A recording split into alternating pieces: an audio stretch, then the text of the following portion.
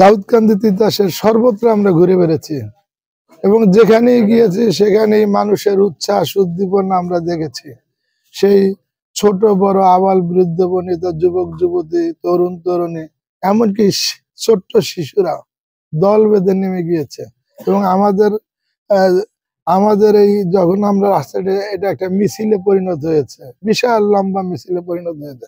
আর যখন আমাদের পথসভাগুলো জনসভায় পরিণত হয়েছে এবং একটা গণজোয়ার সৃষ্টি হয়েছে এবং আমরা মনে করি এই গণজোয়ার যেটা 70-এর গণজোয়ারের মতো দাউদকান্দি তিতাসে এবং আমার মনে হচ্ছে যে অতীতের সকল রেকর্ড ভঙ্গ করে এইবার মানুষ নৌকাকে ভোট দিবে দল মত নির্বিশেষে, ধর্ম বর্ণ নির্বিশেষে।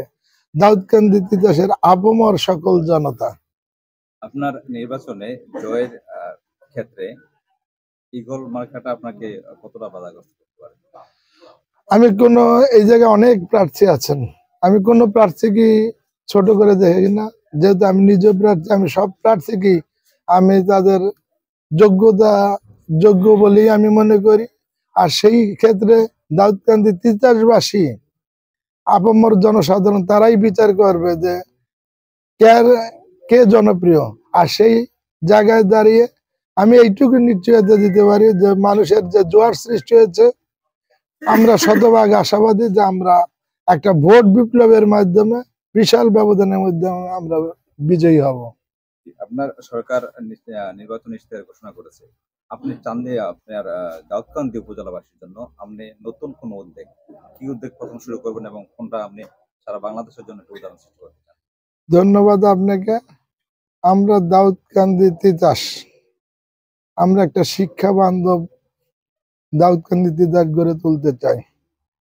আমরা আমাদের দাউদকান্দি তিতাসকে নিরাপদ দাউদকান্দি তিতাসে পরিণত করতে চাই, উন্নত দাউদকান্দি উন্নত তিতাসে পরিণত করতে চাই, সন্ত্রাস মুক্ত দাউদকান্দি সন্ত্রাস মুক্ত তিতাসে পরিণত করতে চাই, মানুষের মনে স্বস্তির জায়গায় নিয়ে যেতে চাই, খুনের রাজনীতি থেকে আমরা চির অবসান ঘটাতে চাই এবং সেই ক্ষেত্রে দাঁড়িয়ে আমরা শান্তির দাউদকান্দি শান্তির তিতাস মানুষের মাঝে আমরা ছড়িয়ে দিতে চাই। সর্বোপরি আমরা একটি স্মার্ট দাউদকান্দি স্মার্ট তিতাস গড়তে চাই, যা সারা দেশের মধ্যে প্রথম 30টি এর মধ্যে মডেল উপজেলায় রূপান্তরিত হবে।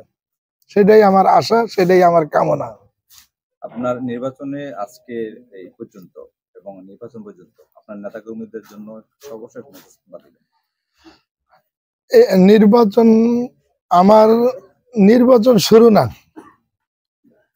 আওয়ামী লীগের এবং আমাদের সহযোগী সংগঠনের নেতা কর্মীদের ত্যাগ তিতিক্ষায় আজকে আমাদের এই অবস্থায় নিয়ে আসা এবং সেই জায়গায় আমি মনে করি আমার চেয়ে আমাদের নেতা কর্মীদের ত্যাগের কারণেই আমরা এই অবস্থায় এসেছি এবং তাদের ত্যাগকে আমি স্বাগত জানাই, শ্রদ্ধা জানাই।